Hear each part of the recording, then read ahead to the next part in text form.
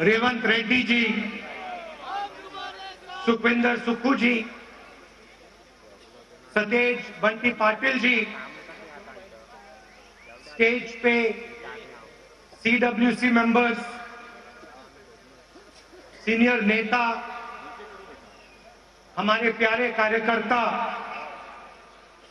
भाइयों और बहनों,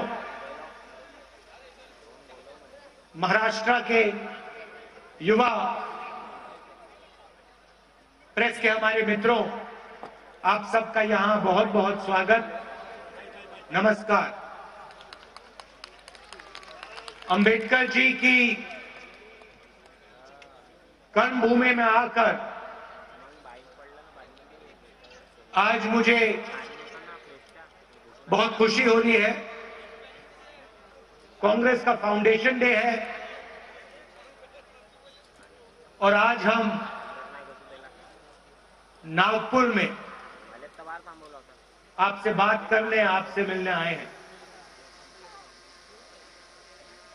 देश में विचारधारा की लड़ाई चल रही है। लोगों को लगता है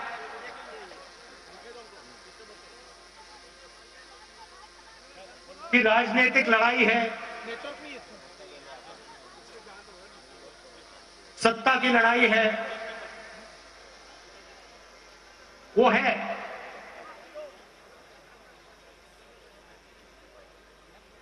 मगर इस लड़ाई की नींव जो है वो विचारधारा की है और दो विचारधाराओं की लड़ाई हुई।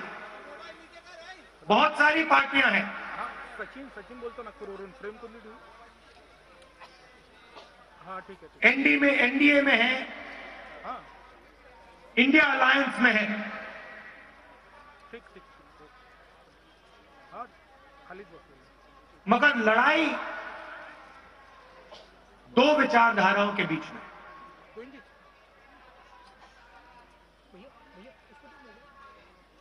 कुछ दिन पहले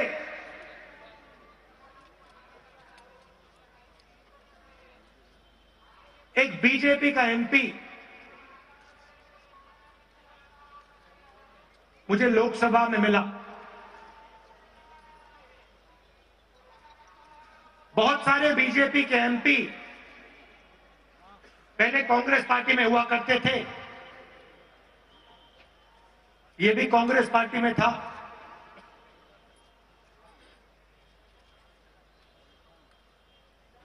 छुप के मिला मुझसे,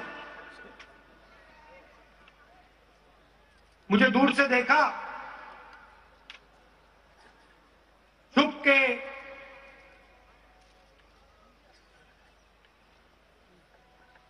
डर से कहता है, राहुल जी आपसे बात करनी है।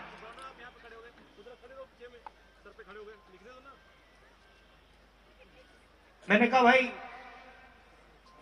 क्या बात करनी है, तुम तो बीजेपी में हो।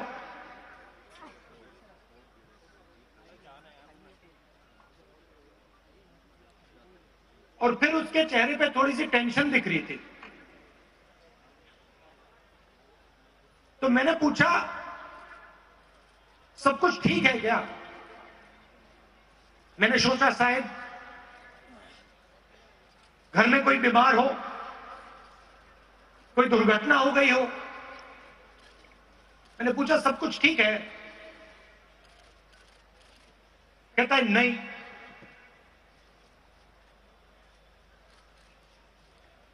क्या हुआ?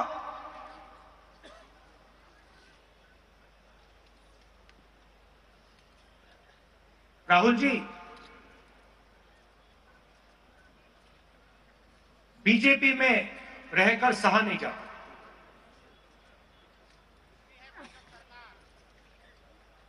मैं हूं बीजेपी में,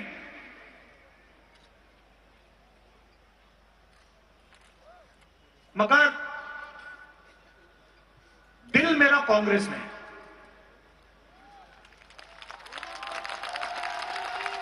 तो मैंने कहा भाई दिल तेरा कांग्रेस में, शरीर आपका बीजेपी में।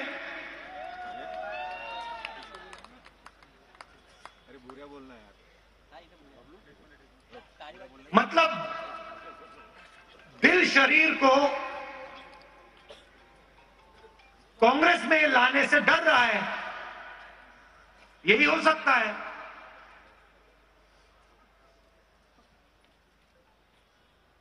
मैंने कहा मन क्यों नहीं बनता हूं? आप एमपी हो,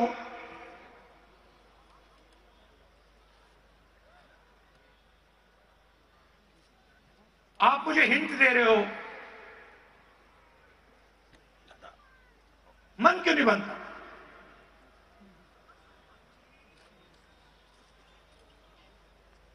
कहता है राहुल जी, बीजेपी में गुलामी चलती है। जो ऊपर कहा जाता है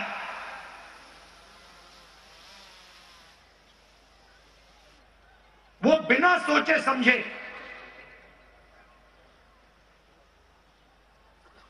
करना पड़ता है। हमारी कोई सुनता नहीं, ऊपर से ऑर्डर आता है, मतलब जैसे पहले राजा ऑर्डर देते थे,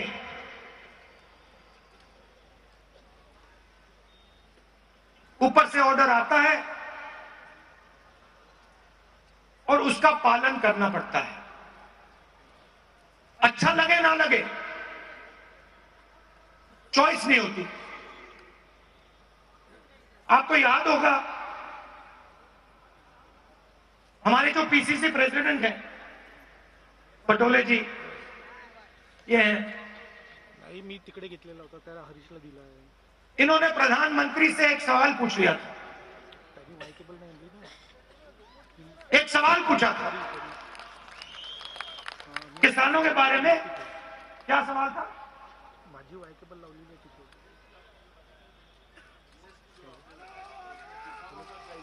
हाँ, तो सिर्फ एक सवाल पूछा।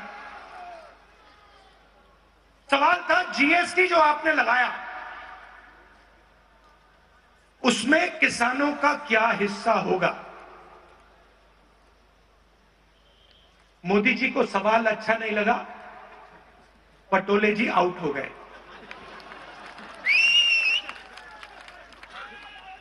तो उनकी विचारधारा राजाओं की विचारधारा है, माझी वायकेबल तिथे लागलेली आहे. किसी की सुननी नहीं। हरीशला लागलेली आहे. त्यांनी वायकेबल आणली का नाही माहिती नाही, त्यांनी आणलीच नाही वाटतं. ऑर्डर ऊपर से आएगा, मला फोन करा, असेल तर लावून देतो.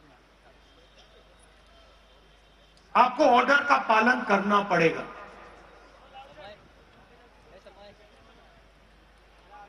कांग्रेस पार्टी में आवाज नीचे से आती है,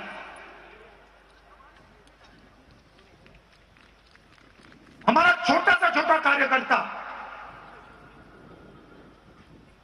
हमारे किसी भी नेता को टोक सकता है,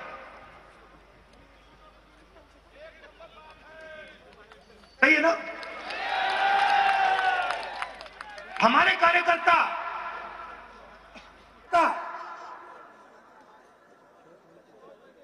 मेरे सामने आते हैं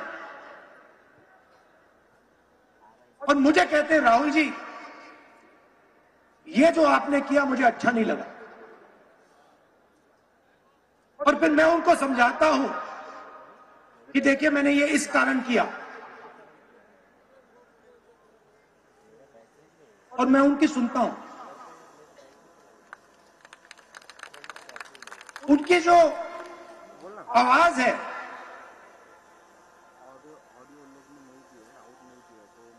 उसका आदर करता हूं, उसका रिस्पेक्ट करता हूं। ये भी कह देता हूं कि भैया मैं आपकी बात से सहमत नहीं हूं,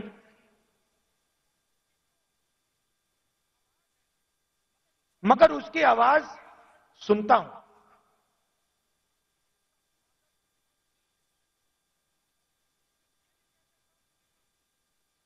लोग कहते हैं कांग्रेस पार्टी ने क्या किया।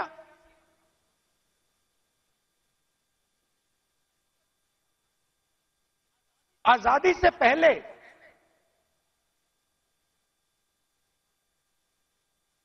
अगर आप इस देश में आते 500-600 राजा थे, अंग्रेज थे, राजाओं का गन सलूट होता था,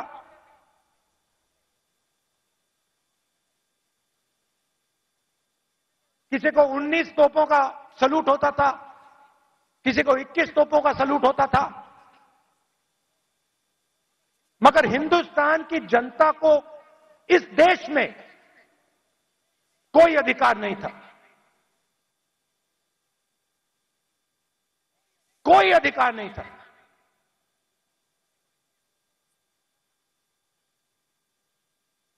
गरीब व्यक्ति की जमीन अगर राजा को अच्छी लगी, 1 सेकंड में उसको ले जा सकता था। ये सारे के सारे अधिकार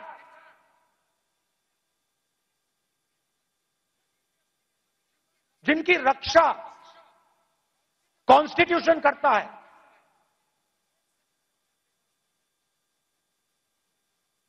जो अंबेडकर जी ने, गांधी जी ने, नेहरू जी ने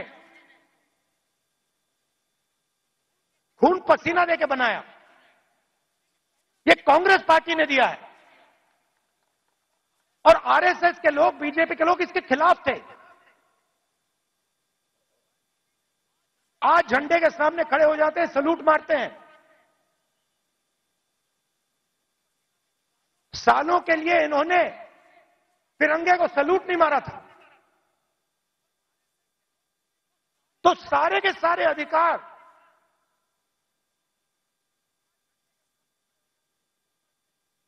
कॉन्स्टिट्यूशन से मिलते हैं।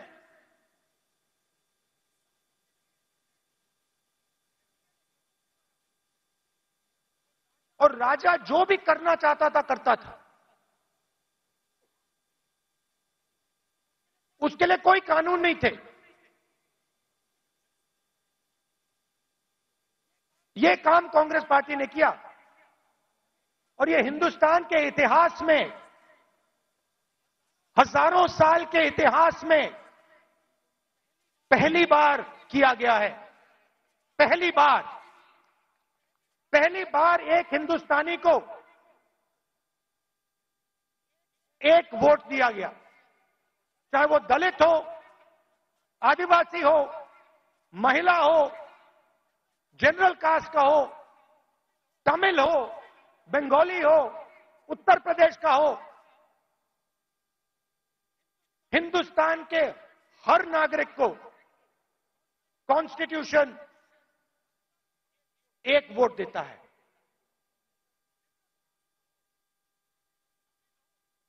यह कांग्रेस पार्टी ने किया। गांधी जी जेल गए, नेहरू जी जेल गए, अंबेडकर जी ने सालों संघर्ष किया।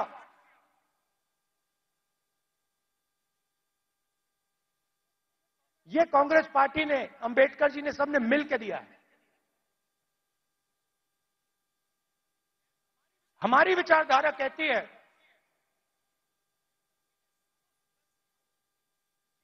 कि देश की लगाम हिंदुस्तान की जनता के हाथ में होनी चाहिए और देश को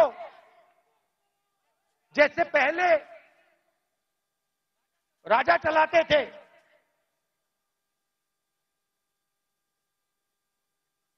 वैसे नहीं चलाया जाना चाहिए। हम जनशक्ति की बात करते हैं, लोक शक्ति की बात करते हैं, आप हमारे सारे के सारे कानून देखिए,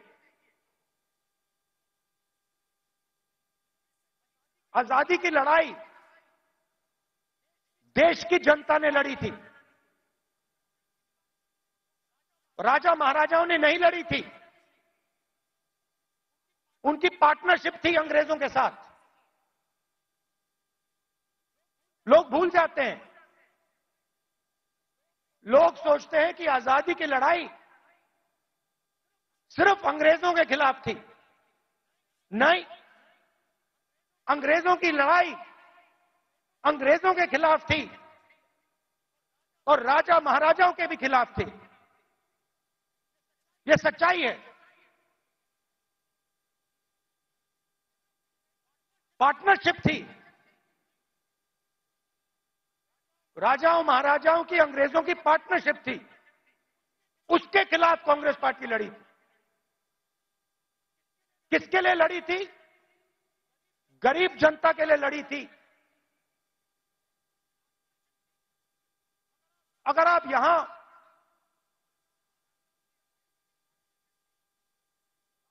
60-70 उससे पहले, इंडिपेंडेंस से पहले आप यहां आते, हिंदुस्तान की जनता के कोई अधिकार नहीं थे, महिलाओं के कोई अधिकार नहीं थे, दलितों को छुआ नहीं जाता था। यह आरएसएस की विचारधारा है, यह हमने बदला है और एक बार फिर यह हिंदुस्तान को वापस ले जाना चाह रहे हैं। जो आजादी से पहले था वहां हिंदुस्तान को वापस लौटा रहे हैं। कॉन्स्टिट्यूशन से, आपके वोट से अलग अलग संस्थाएं बनती हैं। ये आपकी संस्थाएं हैं, चाहे सुप्रीम कोर्ट हो, इलेक्शन कमीशन हो,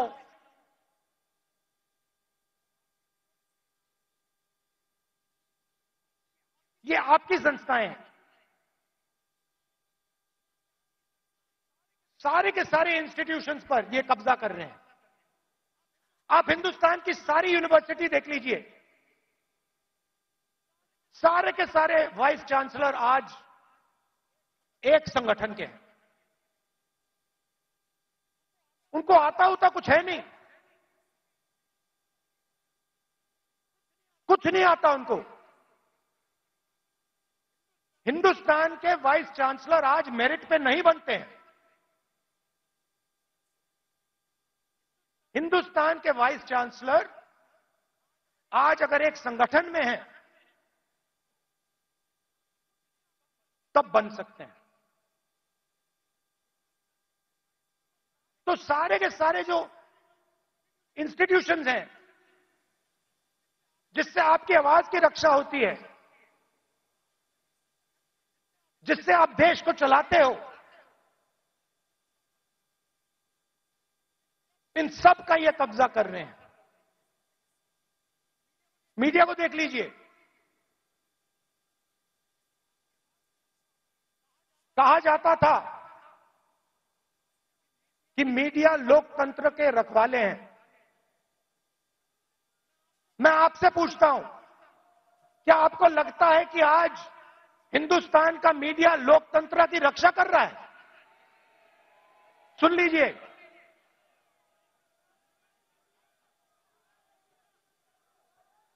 आप इनसे पूछिए, ये आपको बताएंगे कि हमारे दिल में जो है हम नहीं बोल सकते। इनके दिल में क्या है? इनके दिल में वो है जो हिंदुस्तान की जनता के दिल में है, वो नहीं बोल सकते।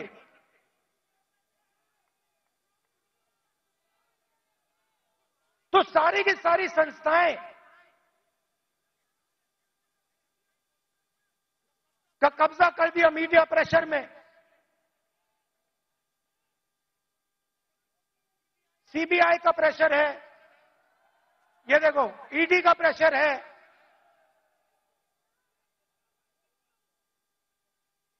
तो लड़ाई इस बात की है हम देश की जनता को देश की शक्ति देना चाहते हैं। देश की जनता को देश की शक्ति हम पकड़ाना चाहते हैं। लोग कहते हैं कि कांग्रेस पार्टी ने सफेद क्रांति की। हमने सफेद क्रांति में मदद की, मगर सफेद क्रांति को आनंद के महिलाओं ने शुरू की। सफेद क्रांति हिंदुस्तान की नारी शक्ति ने की। हरी क्रांति देश के किसानों ने की। किसानों की शक्ति ने हरी क्रांति की। आईटी रेवोल्यूशन देश के युवाओं ने किया। कांग्रेस पार्टी ने मदद की, कांग्रेस पार्टी ने विजन दिया, मगर आईटी रेवोल्यूशन हमारे युवाओं ने किया। अब मैं आपसे पूछना चाहता हूं कि पिछले 10 साल में नरेंद्र मोदी जी ने कितने लोगों को रोजगार दिया है? 40 साल से सबसे ज्यादा बेरोजगारी आज है और हिंदुस्तान के युवाओं की जो शक्ति है, करोड़ों युवाओं की जो शक्ति है,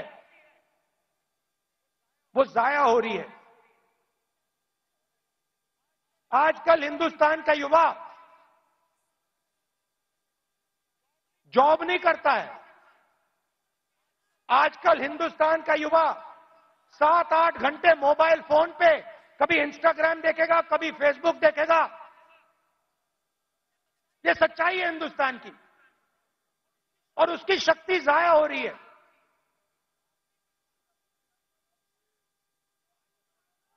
एक तरफ किसानों पर आक्रमण, युवाओं पर आक्रमण और दूसरी तरफ हिंदुस्तान के 2-3 अरबपतियों को देश का पूरा धन दिया जा रहा है। यह सच्चाई है। भाइयों और बहनों सुनिए, कुछ दिन पहले मेरे पास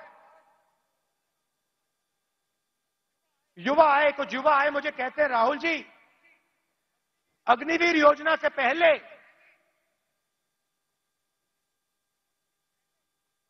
हमें आर्मी में ले लिया गया था।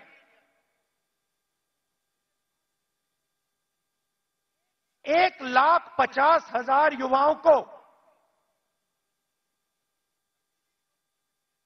हिंदुस्तान की सेना ने और एयरफोर्स ने एक्सेप्ट कर लिया था। उन्होंने फिजिकल टेस्ट पास कर दिया और एक्सेप्टेंस उनको मिल गई। 1,50,000 युवा।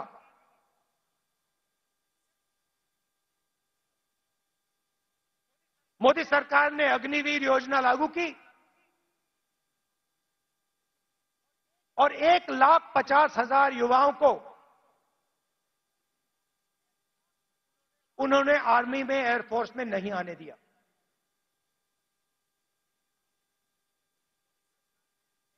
देश प्रेम की भावना थी। रो रहे थे, मेरे सामने रो रहे थे।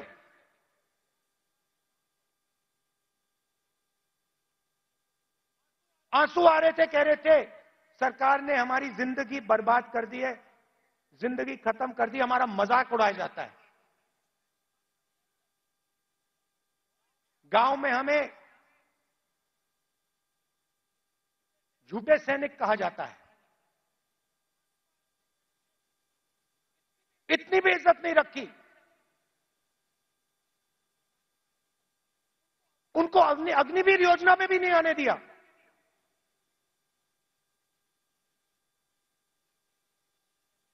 बाहर उठा के फेंक दिया। फिर कहते हैं हम देशभक्त हैं।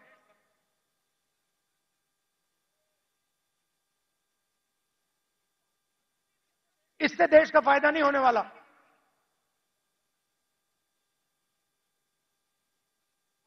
और पूरा का पूरा फायदा, देश का धन चुने हुए लोगों के हाथ में जाता है। मैंने पार्लियामेंट में सवाल पूछा, बीजेपी के लोगों से पूछा, हिंदुस्तान को 90 लोग चलाते हैं, आईएएस के अफसर हैं, पूरे बजट को बांटते हैं। मैंने पार्लियामेंट में पूछा कि इनमें से ओबीसी कितने हैं, दलित कितने हैं, आदिवासी कितने हैं। बीजेपी के लोग चुप हो गए। ओबीसी की कम से कम 50% आबादी है, दलितों की 15% आबादी है, आदिवासियों की तकरीबन 12% आबादी है।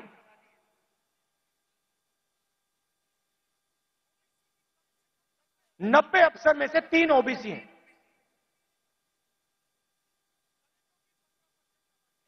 कैसी ओबीसी सरकार चल रही है? उनको कोने में बैठा देते हैं, छोटे छोटे डिपार्टमेंट पकड़ा देते हैं,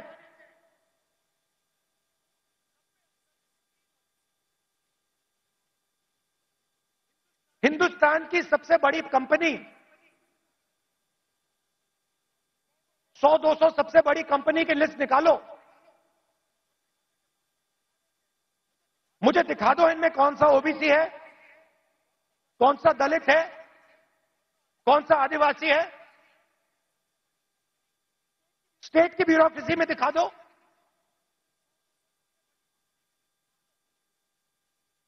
आबादी आपकी 50%, दलितों की 15%, आदिवासियों की 12%।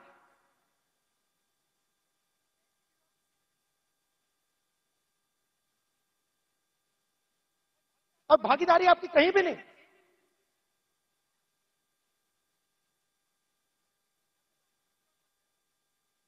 टॉप कंपनीज का नाम निकालो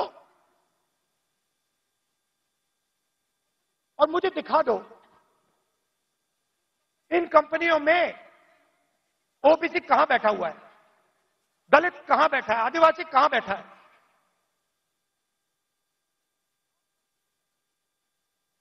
और ये सिर्फ, मैं आईएएस की बात नहीं कर रहा हूं, हर फील्ड में यह हालत है।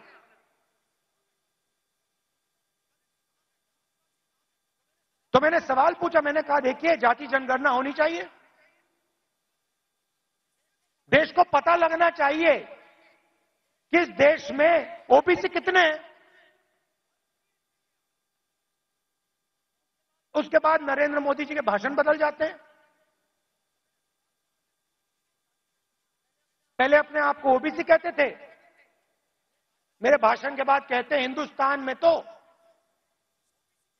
सिर्फ एक जात है, वो भी गरीब। अगर हिंदुस्तान में सिर्फ एक जात तो आप ओबीसी कैसे बन गए?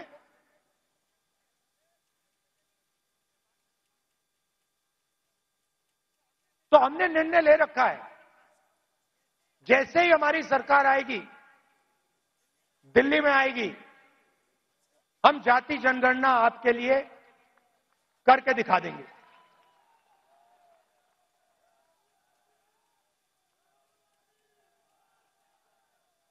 और देखिए, जो मैंने शुरुआत में कहा, यह विचारधारा की लड़ाई है। करोड़ों लोगों को बीजेपी की सरकार ने गरीबी में फिर से धकेल दिया है। जो काम हमने भोजन के अधिकार से, मनरेगा की मदद से किया, वो सब खत्म कर दिया इन लोगों ने। और हमें दो हिंदुस्तान नहीं चाहिए। एक हिंदुस्तान अरबपतियों का, मीडिया वालों का, सेलफोन वालों का, सपने का, उसमें कोई सच्चाई नहीं है।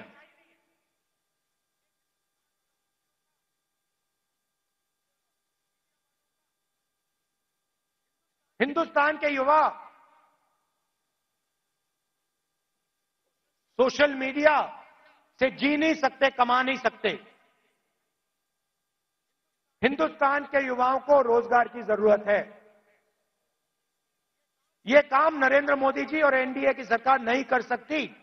यह काम सिर्फ इंडिया अलायंस कर सकता है, क्योंकि इस काम को करने के लिए हिंदुस्तान की जनता की आवाज को सुनना होगा,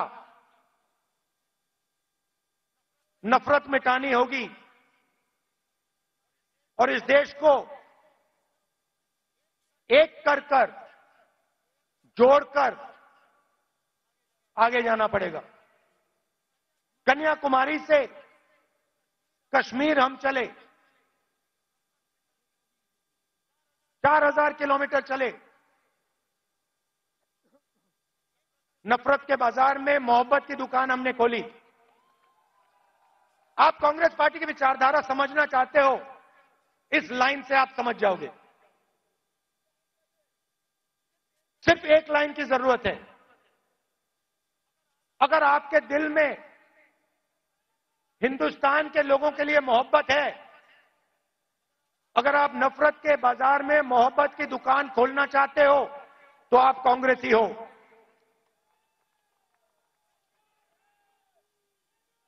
मैं कांग्रेस पार्टी के कार्यकर्ताओं से आखिरी बात बोलना चाहता हूं। देखिए, ये जो पार्टी है, और महाराष्ट्र के कार्यकर्ताओं से खासतौर से बोलना चाहता हूं, क्योंकि आप स्पेशल हो। मैं महाराष्ट्र में चला, मैं जब भारत जोड़ो यात्रा में चल रहा था, जैसे ही मैं महाराष्ट्र के अंदर आया, मैंने सोचा कि देखो, ये कांग्रेस की जमीन है, ये कांग्रेसियों की जमीन है। इस जमीन में लोगों को कांग्रेस की विचारधारा बिना समझाए समझ आ जाती है। और अगर हमारी लड़ाई शुरू हुई तो महाराष्ट्र से हुई थी, इसलिए हम यहां नागपुर में आए हैं आपसे बात करने। तो आप बब्बर शेर हो, आपको किसी से नहीं डरना। आप नहीं डरते हो, आप बब्बर शेर हो, और आपकी विचारधारा की लड़ाई है, आपके दिल की लड़ाई है। और आप और हम मिलकर, आप और हम मिलकर महाराष्ट्र में और पूरे हिंदुस्तान में चुनाव जीतने जा रहे हैं। आप सबका दिल से बहुत बहुत धन्यवाद। नमस्कार, जय हिंद।